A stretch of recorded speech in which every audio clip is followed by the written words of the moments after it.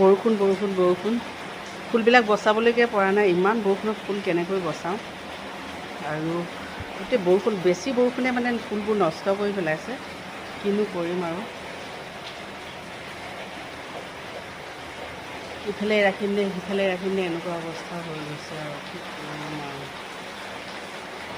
বৰষুণৰ পৰা ফুল বচাব পৰা নাই। আপোনালোকে বাৰু পাৰিছেনে? কাৰণ কিছুমান ঘৰৰ ভিতৰত ৰাখিলেতো ফুলবোৰ নুফুলে আৰু বাহিৰত ৰাখিব লগা হয়। বৰষুণৰ পানীও প্ৰয়োজন আছে আৰু ৰ'দৰ প্ৰয়োজন আছে। এতিয়া ছামাৰ ছিজনত ৰ'দটো বেছি, ডাইৰেক্ট ছানলাইট প্লেছত ৰাখিলে বেছি ফুলবোৰ বেয়া হয় আৰু খুব কম সময়হে ৰাখিব পৰা যায়। মৰ্ণিং ছানলাইট ফুলৰ কাৰণে বেষ্ট হয়। আপোনালোকে এই কথাটো পাহৰি নাযাব। হাইড্ৰেঞ্জিয়া এতিয়া ফুলা সময় বৰ ধুনীয়া লাগে, মৰম লাগে আৰু বিভিন্ন ৰঙৰ হাইড্ৰেঞ্জিয়া আপোনালোকে এতিয়া সংগ্ৰহ কৰক। অতি মৰমৰ, ধুনীয়া, বেলেগ ব্লু কালাৰবোৰ এতিয়ালৈকে ফুলাই নাই।